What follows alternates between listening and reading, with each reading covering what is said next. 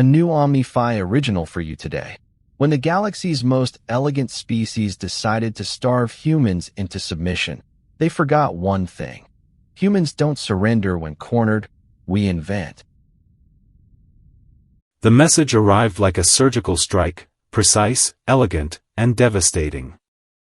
Across the frontier, holographic displays flickered to life, displaying the Bioweave's crystalline emblem alongside 6 simple words: biotech export suspended indefinitely.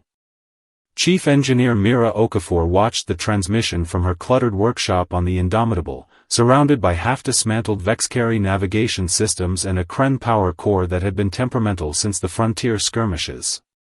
"Well," she muttered, her voice dripping with sarcasm, "that's not terrible." Her assistant Vasquez barely looked up from his diagnostics. "They're cutting off our antibiotics, our growth agents, our self-sealing hulls, anything grown rather than built."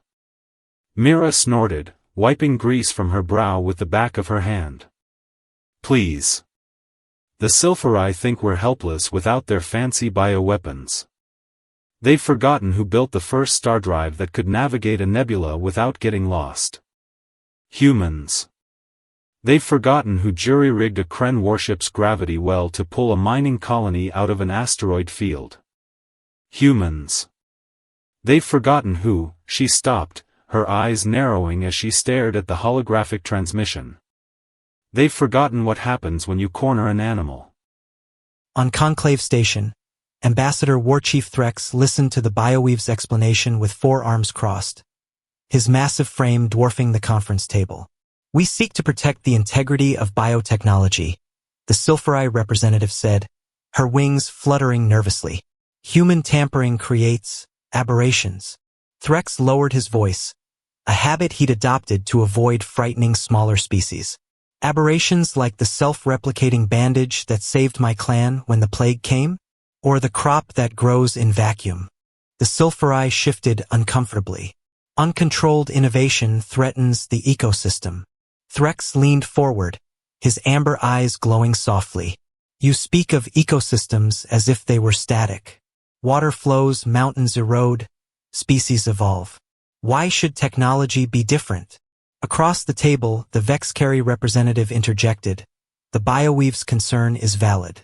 Human modification of biological systems has resulted in 17 documented catastrophes since first contact."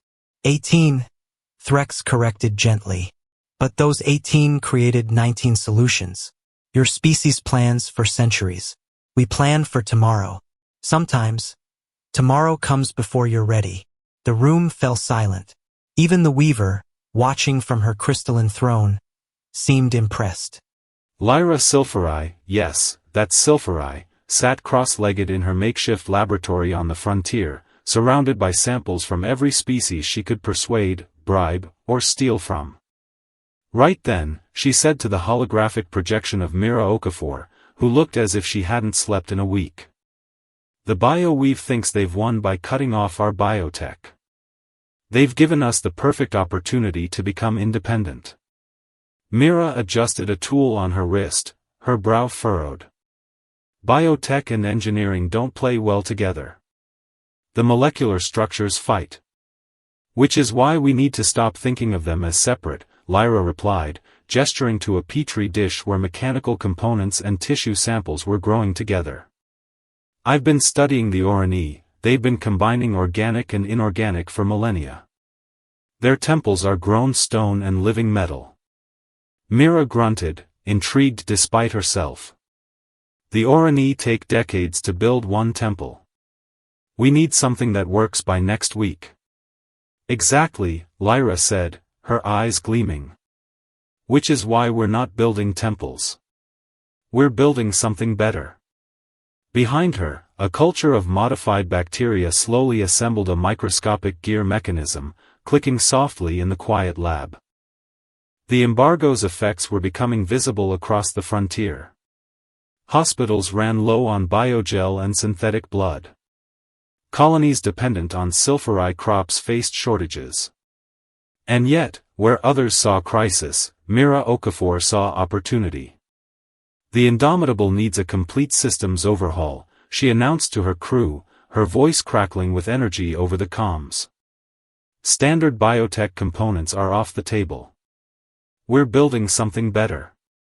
Vasquez raised an eyebrow. Better than self-sealing hull plating? Infinitely better, she said, tapping a schematic that made even the AI XA7 pause processing. We're going to grow circuits. The room fell silent. You want to grow electronic components? XA7's voice was incredulous. Yes, Mira said, as if explaining something simple. Using engineered bacteria that deposit conductive materials in precise patterns. It's slower than manufacturing, but more resilient. And when damaged, they can repair themselves. Vasquez whistled. The Bioweave would have a meltdown. Exactly, Mira said, her eyes gleaming. They think they're punishing us. They're actually giving us a gift. Over the next 72 hours, she barely moved from her station, guiding the process with the intensity of a conductor leading an orchestra. When the first self-repairing circuit board activated without a hitch, she simply nodded. Well, that's not terrible. 3 months after the embargo began, the first signs of the frontier's response began reaching the conclave. Not desperate pleas for reversal, but announcements of breakthroughs. A human Kren colony developed a crop that could grow in both high gravity and vacuum. A forge-born settlement created synthetic biogel that outperformed the Silphirai original. And most shocking of all, the Frontier Medical Corps announced a treatment for the wasting disease that had plagued the outer colonies.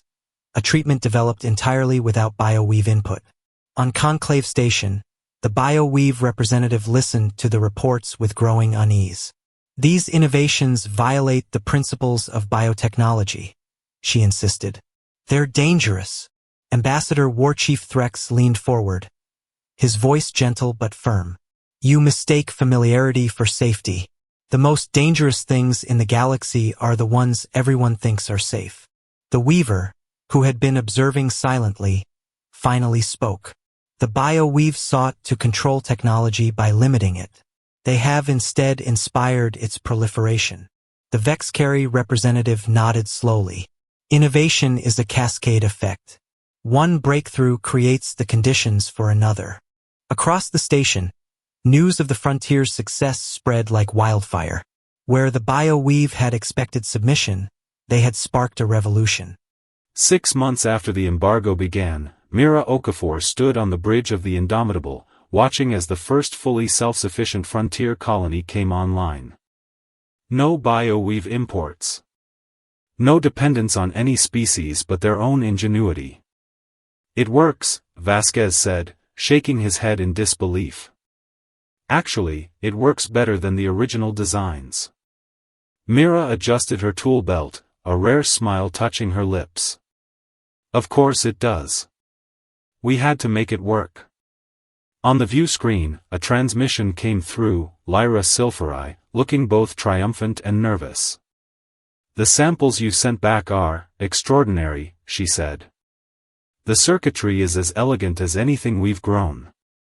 Mira shrugged. Necessary innovation. And dangerous, Lyra replied. What if this technology falls into the wrong hands? Then they'll have to deal with the consequences, Mira said, her tone turning sharp. Just like everyone else. Behind them, XA7 spoke up. Analysis suggests that the Frontier's technological independence has increased by 47 since the embargo began. The Bioweave's market share has decreased by 62. Mira nodded. Well, that's not terrible. As they watched the thriving colony on the view screen, Ambassador War Chief Threx's voice came through the comms, warm with amusement. The Bioweave sought to limit growth. Instead, they have pruned a branch, only to watch the tree grow stronger. Mira looked at the stars outside the viewport, at the infinite possibilities of the frontier. They should have known, she said softly. You can't cage innovation. It always finds a way out.